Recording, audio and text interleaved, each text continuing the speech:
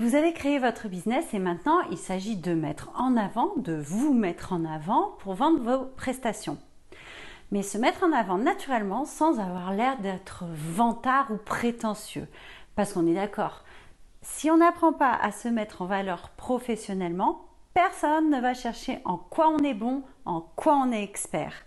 Je vous propose cette vidéo pour apprendre comment se mettre en avant pour vendre ses prestations. Je m'appelle Ise, je suis coach professionnelle et formatrice. Je vous accompagne dans le développement de votre business en coaching individuel et en formation en autonomie pour vous rebooster, pour développer votre état d'esprit, votre mindset, mais aussi pour enlever les freins qui vous empêchent d'oser. Dans la description de cette vidéo, vous retrouverez des ressources gratuites sur ces sujets.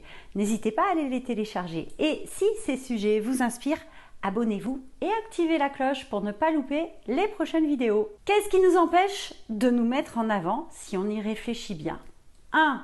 On peut avoir en tête des phrases comme « ça se fait pas »,« ne te fais pas remarquer »,« ne fais pas de vagues », etc. Ça, c'est ce qu'on a appris, c'est l'éducation.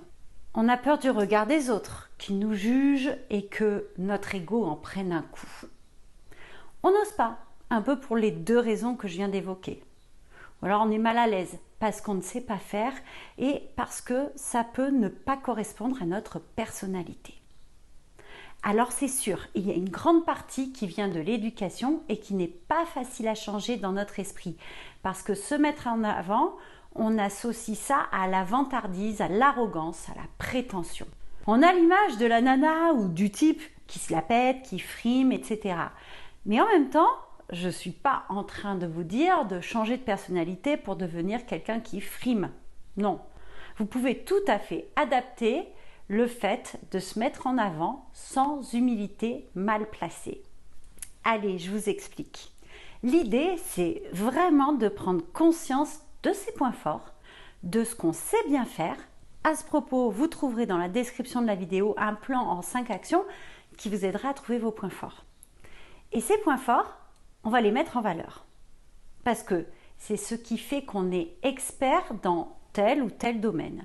Une fois que vous avez pris conscience de vos points forts, vous vous habituez à les intégrer vraiment comme faisant partie de vous. C'est-à-dire si, par exemple, vous deviez vous décrire physiquement. Moi, je dirais, je suis blonde, je suis mince, petite, avec des yeux vert noisette. C'est une description factuelle. Alors, vous faites pareil avec vos points forts. Moi, je dirais, mes points forts sont l'empathie, l'écoute active, l'intuition, la bonne humeur, l'énergie. Je le dis en conscience, ce sont des points qui font partie de moi, c'est aussi ma personnalité. Quelqu'un qui est fort en maths, par exemple, pourrait dire « les chiffres n'ont pas de secret pour moi », etc. Deuxième point, on embellit la situation, c'est là qu'on se met en avant. Si je dois le faire avec mon activité de coach, je vais dire « j'ai une très bonne intuition et j'arrive à cerner et à analyser les situations rapidement. Quand je fais un coaching, je me sers de mon empathie développée et j'ai également une excellente écoute active. » Bon, j'ai pas non plus embelli XXL, on est d'accord. Le fait de rajouter des adjectifs, ça permet de se mettre en avant. Et c'est là que le risque de se sentir un peu prétentieux arrive. Mais dites-vous bien que c'est une perception des choses. Et franchement, pourquoi ne pas faire part de ces points forts qui vont servir les autres? Servir les autres. Assumer ses qualités. C'est pas être prétentieux, ce n'est pas mauvais. Et en plus, si c'est fait avec authenticité, vos prospects et clients le sentiront et auront confiance en vous car ils verront aussi que vous avez confiance en vous-même. Voilà, je vous invite à faire ce petit exercice rapide qu'on vient de voir ensemble et dites-moi dans les commentaires ce que vous ressentez quand vous vous mettez en avant, quand vous faites votre pitch elevator et que vous nommez vos qualités ou vos savoir-faire. Si vous vous sentez plutôt anxieux, prétentieux ou si tout va très bien.